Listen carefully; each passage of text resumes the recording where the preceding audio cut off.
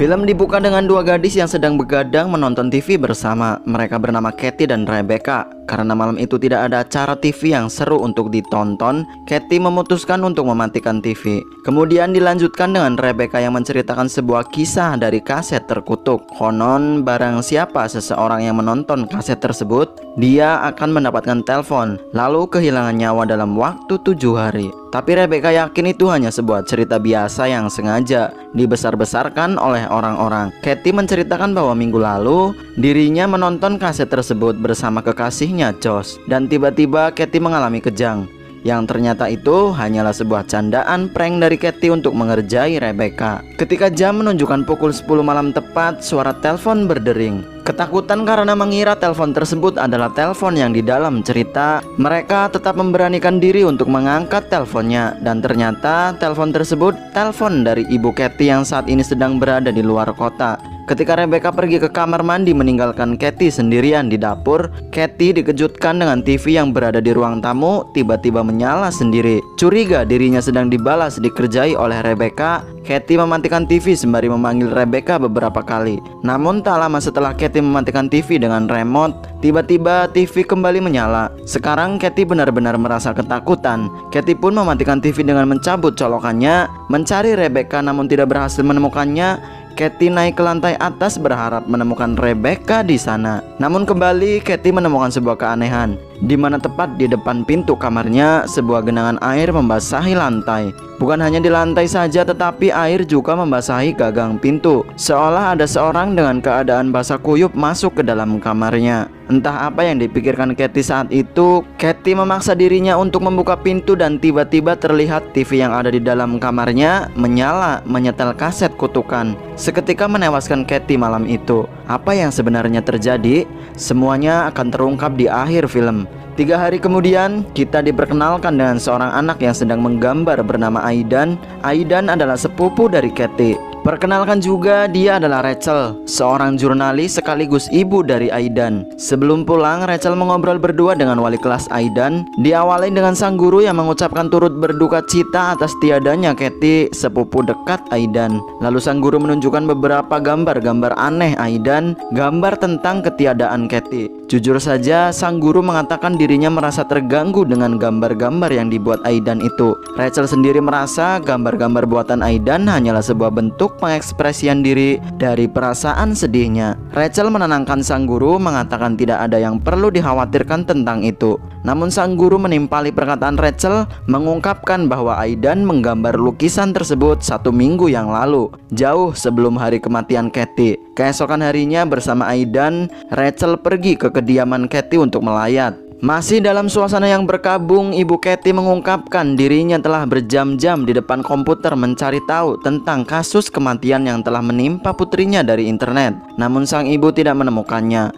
Bahkan beberapa dokter pun sudah sang ibu tanyai, namun tetap nihil. Tidak satu pun dari mereka yang mengetahui apa penyebabnya. Setelah itu Rachel keluar dari rumah menanyakan pada teman-teman Katie yang juga ikut melayat di sana. Beberapa teman-teman Katie yang ada di sana kompak mengatakan bahwa saat kejadian tewasnya Katie, Rebecca adalah satu-satunya orang yang ada bersama dengan almarhumah. Yang sekarang Rebecca mengalami gangguan mental dan berada di rumah sakit jiwa. Teman-teman Katie juga mengetahui soal Katie yang minggu lalu pergi bersama Josh dan satu pasangan lain teman mereka ke shelter penginapan yang ada di dekat pegunungan. Salah seorang teman laki-laki Katie yang ada di sana juga mengatakan kemungkinan meninggalnya Katie dan teman-temannya ada kaitannya dengan sebuah kaset terkutuk. Kaset yang dipercaya akan memakan korban bagi siapapun yang menontonnya. Namun sebagian teman-teman Katie ada yang mempercayainya dan tidak. Mengingat beberapa hari yang lalu sebelum kematian Katie, Josh menceritakan tentang kaset yang ditontonnya bersama Katie padanya. Sama halnya dengan yang menimpa Katie, diketahui Josh juga tewas di malam yang sama saat kematian Katie. Selesai mengobrol dengan teman-teman Katie, Rachel mencari Aidan dan menemukannya sedang berada di dalam kamar Katie. Aidan berdiri tak bergeming menatap TV. Aidan bergumam mengatakan kamar ini sekarang bukan kamar milik Katie lagi. Dari sana Rachel menemukan alamat studio foto yang mencetak foto-foto Katie saat liburan bersama Josh dan teman lainnya. Kebetulan besok adalah waktu mengambil foto yang sudah selesai dicetak. Singkat cerita, Rachel pun pergi ke studio foto tersebut mengambil foto-foto Katie. Melihat melihatnya satu persatu hingga sampai Rachel di foto terakhir. Terlihat semua wajah yang ada di foto menjadi penyok, tidak jelas dan terkesan sangat menyeramkan. Dari koran terbitan terbaru, Rachel juga melihat berita kematian Josh, kekasih Katie, serta dua temannya yang ada di foto. Entah kebetulan atau memang mereka sudah terkena kutukan, kematian mereka memiliki waktu kejadian yang sama, yaitu jam 10 malam. Untuk mencari tahu lebih lanjut, Rachel pergi ke penginapan shelter seorang diri. Di tempat resepsionis, Rachel melihat sebuah kaset berada di rak buku. Rachel yakin itu adalah kaset yang dimaksud. Rachel pun memutuskan untuk menyewa shelter penginapan tersebut. Saat si resepsionis masuk ke dalam mengambil kunci shelter penginapan, Rachel mengambil kasetnya. Masuk ke dalam shelter penginapan, Rachel menyetel kaset tersebut di sana. Di dalam video tersebut hanya menampilkan adegan-adegan yang tidak berurutan seperti puluhan kuda yang tergeletak di laut, seorang wanita yang sedang menyisir rambut di depan cermin, sebuah tangga, dan sosok perempuan misterius di cermin yang sama. Meski merasa tidak nyaman menonton kaset tersebut, Rachel memaksakan diri untuk menontonnya sampai selesai. Di akhir video, kaset tersebut menampilkan sebuah sumur di tengah ladang yang luas. Bertepatan dengan Rachel yang telah selesai menonton kaset tersebut, tiba-tiba telepon berdering. Dan ketika telepon diangkat, terdengar suara seorang wanita hanya mengatakan 7 hari. Keesokan harinya, hari Kamis, di hari pertama setelah Rachel menonton kaset terkutuk itu, Rachel menceritakan semua tentang kaset tersebut pada Noah, kekasihnya. Lalu Rachel menyuruh Noah memfoto dirinya. Terlihat hasil dari foto tersebut sama seperti wajah-wajah foto para korban sebelumnya, menandakan Rachel sudah terkena kutukan. Percaya tidak percaya, tapi Rachel mengalaminya sendiri. Berbeda dengan Noah yang sama sekali tidak percaya dengan cerita Rachel, Noah pun meminta Rachel untuk menunjukkan kaset tersebut padanya. Meskipun Rachel sudah memperingati Noah dengan mengatakan bahwa sudah 4 orang yang sudah menjadi korban dari kaset tersebut, namun Noah percaya bahwa para korban tewas murni karena kecelakaan. Noah pun terus memaksa Rachel untuk memperlihatkan kaset kutukan tersebut. Dan kembali setelah selesainya Noah menonton kaset tersebut, telepon pun kembali berdering. Namun kali ini Rachel tidak mengangkatnya. Noah yang merasa tidak terjadi apa-apa pada dirinya setelah menonton kaset tersebut semakin besar kepala dan semakin tidak mempercayainya. Rachel menegaskan semua akan terjadi dalam kurun waktu 7 hari. Sudah berkali-kali Rachel mengingatkan, namun Noah tetap kekeh pada pendiriannya. Dan benar saja, setelah Noah pergi, telepon yang tidak diangkat itu terlihat menghubungkan sendiri. Di tempat kerjanya, Rachel membuat salinan dari kaset tersebut. Singkat cerita, keesokan harinya lagi, Jumat di hari kedua, Rachel pergi ke rumah Noah untuk membahas lagi tentang dari mana asal-muasal kaset tersebut. Menurut Noah yang sudah mengeceknya, kaset tersebut tidak memiliki kode pembuatan, menandakan bahwa kaset tersebut memang tidak ada orang yang membuatnya. Lalu pertanyaannya, siapa yang membuat kaset tersebut? Entahlah, hanya bapak-bapak rayap besi yang tahu. Seorang wanita yang Noah kenalkan sebagai rekan kerjanya, tapi di hadapan Rachel, wanita tersebut mencium pipi Noah. Seketika membuat Rachel terbakar api cemburu. Rachel pun langsung pergi dari sana membawa kasetnya. Sabtu di hari ketiga, Rachel pergi ke rumah sakit jiwa untuk menemui Rebecca. Rachel meminta informasi dari Rebecca tentang bagaimana Katie bisa tewas malam itu. Namun Rebecca hanya diam saja, tidak menjawab sepatah kata apapun. Tapi ketika Rachel menyebut soal kaset itu bagaikan seorang cenayang yang bisa melihat masa depan, Rebecca tiba-tiba mengatakan Rachel nanti akan mengetahui semuanya dalam waktu 4 hari. Loh, kok Rebecca bisa tahu? Entahlah, hanya mas-mas tukang parkir yang tahu. Selesai dari sana, Rachel kembali menonton kaset tersebut untuk mendapatkan sebuah petunjuk. Memperlambat bagian video yang mengalami glitch. Terlihat dengan jelas glitch tersebut membentuk sebuah mercusuar. Saat akan mencetak gambar mercusuar itu, tiba-tiba TV mendadak mati. Rachel menyalakan kembali dan menonton kasetnya lagi. Tapi dalam video kali ini Rachel melihat sebuah lalat. Dan anehnya, lalat dalam video tersebut keluar dari layar TV. Bersamaan dengan itu, hidung Rachel mengeluarkan cairan merah. Minggu, hari keempat, Rachel pergi ke perpustakaan untuk mencari buku informasi tentang mercusuar. Singkatnya, dengan cara mencocokkan foto mercusuar pada gambar yang ada di buku, Rachel pun berhasil menemukannya. Mercusuar tersebut berada di sebuah pulau bernama Pulau Moesko. Dilanjutkan dengan mencari informasi di internet, Rachel mendapatkan informasi tentang pembuatan mercusuar tersebut dari sebuah foto dokumentasi penyelesaian mercusuar. Dalam foto tersebut ada beberapa orang yang menjadi peran penting dari pembangunan mercusuar. Salah satu dari beberapa orang yang ada di dalam foto terlihat seorang wanita yang sama yang ada di dalam kaset video. Wanita tersebut bernama Anna Morgan. Rachel kembali menggali informasi dari koran-koran berita lama. Diketahui Anna Morgan adalah seorang peternak kuda yang sukses. Namun suatu hari tanpa sebab yang diketahui, puluhan kuda-kuda miliknya melompat ke laut. Akibat hal itu, Anna yang mengalami kerugian besar menjadi sangat depresi. Anna pun dirawat di sebuah rumah sakit jiwa bernama Eola Hospital. Tak lama mendapatkan perawatan di sana, Anna menghabisi dirinya sendiri. Senin, hari kelima, beralih pada Noah yang saat ini sedang membeli rokok di sebuah minimarket. Di sana Noah tak sengaja melihat layar monitor CCTV yang menyorot dirinya. Noah melihat wajahnya penyok. Hal yang sama persis seperti apa yang dijelaskan oleh Rachel. Saat ini Rachel menelpon kakaknya yaitu Ibu Katie untuk memintanya menjaga Aidan selama 2 hari karena dirinya akan pergi untuk sebuah pekerjaan, ujarnya. Di malam harinya, Rachel bermimpi melihat seorang gadis dengan kondisi basah kuyup sampai-sampai air membasahi tubuh si gadis menggenang di lantai. Saat Rachel mendekatinya, secara tiba-tiba gadis tersebut memegang tangan Rachel yang seketika langsung membangunkannya dari tidur. Anehnya, cengkeraman tangan si gadis di dalam mimpi membekas sampai ke dunia nyata. Panik, ketakutan, Rachel tiba-tiba khawatir dengan Aidan, mencarinya, dan kini rasa takut Rachel semakin menjadi-jadi mendapati Aidan yang sedang menonton kaset terkutuk itu. Rachel buru-buru mematikannya. Rachel menanyakan mengapa Aidan bisa terbangun dan menonton kaset itu, yang Aidan sendiri tidak tahu di mana Rachel menyimpannya. Aidan mengaku dirinya tidak bisa tidur karena ada seorang gadis berambut panjang dengan wajah pucat terus membisikinya untuk menonton kaset tersebut. Dan tiba-tiba dering telepon berbunyi. Ketika Rachel mengangkat telepon tersebut, rupanya itu adalah telepon dari Noah. Saat ini Noah ingin memberitahukan tentang wajahnya yang mengalami keanehan ketika difoto. Noah mengungkapkan bahwa kali ini ia percaya pada Rachel. Tidak menanggapi perkataan Noah, Rachel memberitahukan pada Noah dan pada kita bahwa Aidan, anak mereka, sudah menonton kaset tersebut.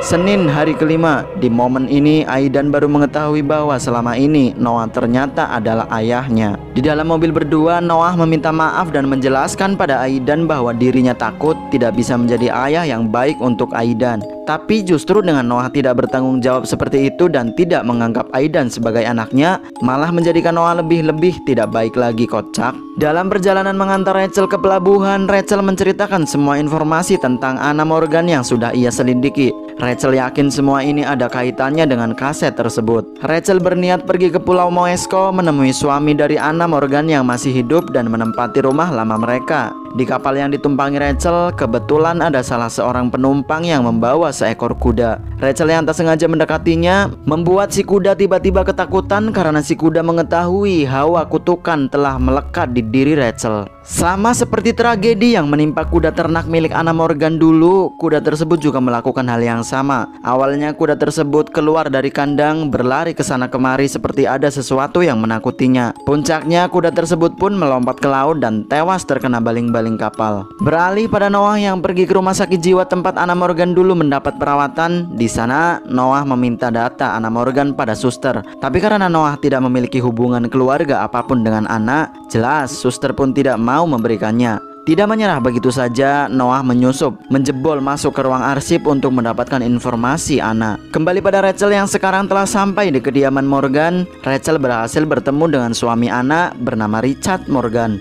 Bisa dibilang Richard ini orang yang cukup ramah. Richard bahkan mengizinkan Rachel untuk mampir ke rumahnya. Di dalam rumah Richard, Rachel melihat cermin yang sama, cermin yang ia lihat di dalam kaset video. Hingga saat Rachel menanyakan tentang kaset yang dibawanya itu, tiba-tiba Richard menjadi sangat marah dan mengusir Rachel dari sana. Di sisi lain, sekarang Noah berhasil menemukan arsip catatan tentang Anna. Dalam catatannya, Anna sangat ingin memiliki anak. Anna berhasil mengandung beberapa kali, namun sayangnya semuanya mengalami keguguran. Di dalam catatan tersebut, Noah juga menemukan wadah kaset video yang berbeda berjudul SM0002. Kembali pada Rachel yang sedang menelpon Aidan, Rachel memastikan apakah bisikan-bisikan di telinga Aidan sudah hilang sekarang. Aidan mengatakan gadis itu tidak menyukai kuda karena membuat si gadis tidak bisa tidur semalaman. Setelah itu Rachel menemui dokter kejiwaan yang dulu menangani Anna. Beliau bernama Dr. Grasnik. Rachel menceritakan tentang niat tujuannya saat ini datang menemuinya. Dr. Grasnik pun menceritakan semuanya yang ia ketahui soal Anna. Tentang Anna yang sangat menginginkan seorang anak. Karena selalu mengalami keguguran, akhirnya Anna dan Richard mengadopsi seorang anak perempuan bernama Samara.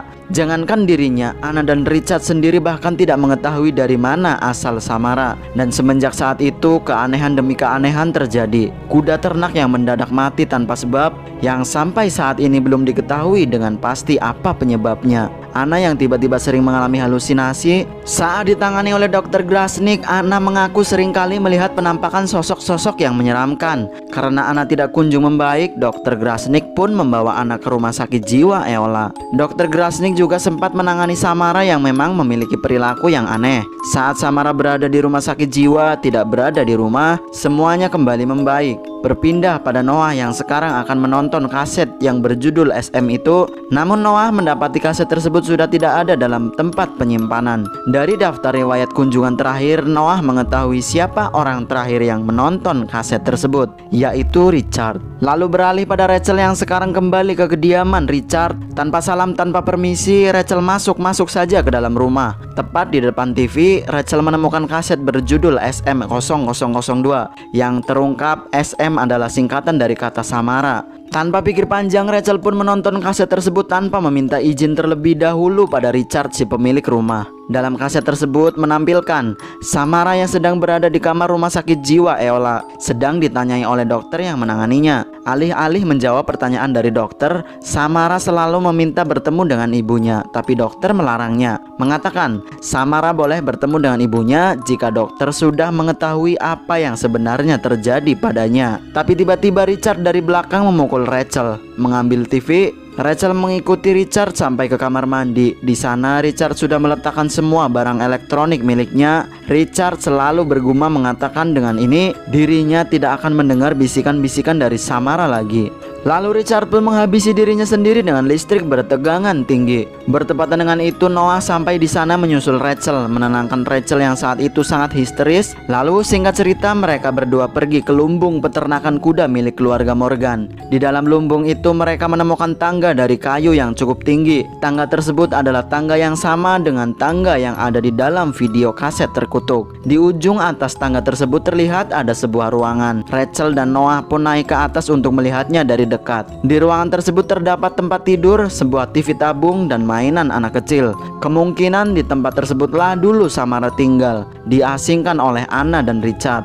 Dari balik sketsa kertas yang menutupi tembok, mereka berdua menemukan sebuah petunjuk, ukiran tembok berbentuk pohon. Pohon yang tidak asing bagi Rachel karena pohon itu berada di dekat shelter pegunungan. Keesokan harinya, Rabu di hari ke-7, Rachel dan Noah pergi ke sana, mendapat petunjuk dari tempat sebelumnya. Mencari di dalam shelter penginapan, mereka menemukan sebuah keanehan di tengah lantai shelter. Lantai yang terbuat dari papan kayu itu mengalami lembab, yang lembabnya hanya di satu titik saja. Tanpa pikir panjang, Noah pun menghancurkannya dengan kapak. Ternyata di bawah lantai shelter tersebut, mereka menemukan sebuah sumur tersembunyi. Sumur yang sama yang ada di dalam akhir video kaset terkutuk. Membuka penutupnya, mengecek ke dalam dengan senter, mereka tidak bisa melihat ke dasar sumur karena sumur tersebut memiliki kedalaman yang cukup tinggi. Feeling Rachel mengatakan bahwa selama ini Samara ada di dalam sumur itu. Tiba-tiba TV menyala dengan sendirinya, bergeser dan jatuh menimpa Rachel,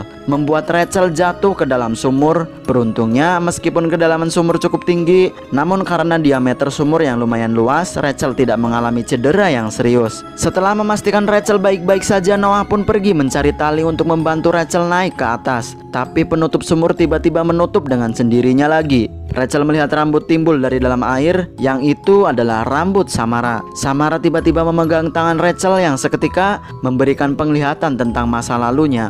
24 tahun yang lalu, rupanya dengan sengaja Anna mendorong Samara jatuh ke dalam sumur, menyembunyikan keberadaannya hingga sampai Samara tewas di dalam sumur. Tidak ada satupun yang mengetahui keberadaannya sampai saat ini. Setelah mengetahui kisah memilukan yang telah dialami Samara, Rachel meraih jasad Samara dan memeluknya. Singkat cerita, pihak berwajib sudah datang ke sana untuk mengevakuasi jasad Samara dan Richard.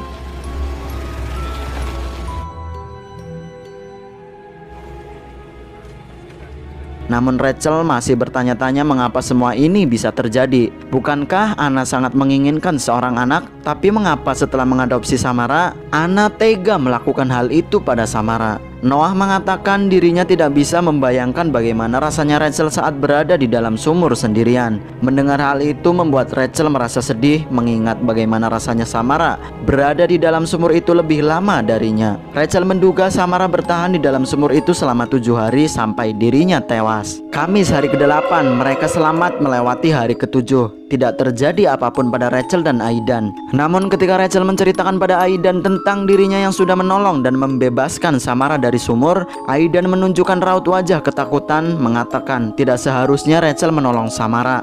Rachel bertanya balik pada Aidan mengapa, tapi melihat bekas cengkraman tangan yang sama ada di tangan Aidan, menjadi jawaban bagi Rachel bahwa Samara tidak sebaik yang dirinya kira. Beralih pada Noah yang kini mendapati TV miliknya tiba-tiba menyala, menampilkan video kaset terkutuk. Namun biasanya dalam akhir video hanya menampilkan sebuah sumur untuk beberapa detik lalu selesai. Tapi kini videonya terus berlanjut sampai terlihat Samara muncul dari dalam sumur, mendekat dengan cepat, tidak memberikan Noah kesempatan untuk melarikan diri dari sana. Samara keluar dari layar TV lalu menghabisi Noah saat itu juga. Rachel yang mengkhawatirkan Noah mencoba menelponnya berkali-kali, namun karena tidak ada jawaban, Rachel pun langsung pergi ke rumah Noah. Dan benar saja, sesampainya di sana Rachel mendapati Noah sudah tidak bernyawa dengan kondisi yang mengenaskan.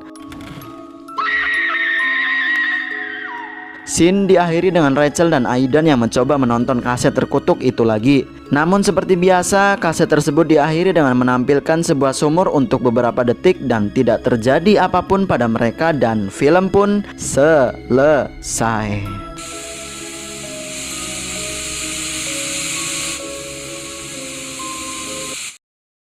Kira-kira seperti itulah kisah dari film The Ring yang dirilis pada tahun 2002. Film horor yang sangat viral pada masanya. Belum terjawab jelas mengapa Rachel dan Aidan berhasil menjadi satu-satunya dua-duanya orang yang berhasil selamat dari kutukan kaset tersebut. Mungkin semuanya akan terjawab pada sequel film The Ring 2 dan Rings yang menjadi kelanjutan dari film ini. Bagaimana menurut kalian dengan film ini? Silahkan berikan tanggapan di kolom komentar di bawah. Mungkin sampai di sini saja pembahasan video kali ini karena saya sedang buru-buru mau menghadiri acara khitanan anak kelimanya Elon Musk. Sampai bertemu di lain waktu. Wabillahi taufik wal hidayah. Wassalamualaikum warahmatullahi wabarakatuh. إنما ذلكم الشيطان يخوف أولياءه فلا تخافوهم وخافون إن كنتم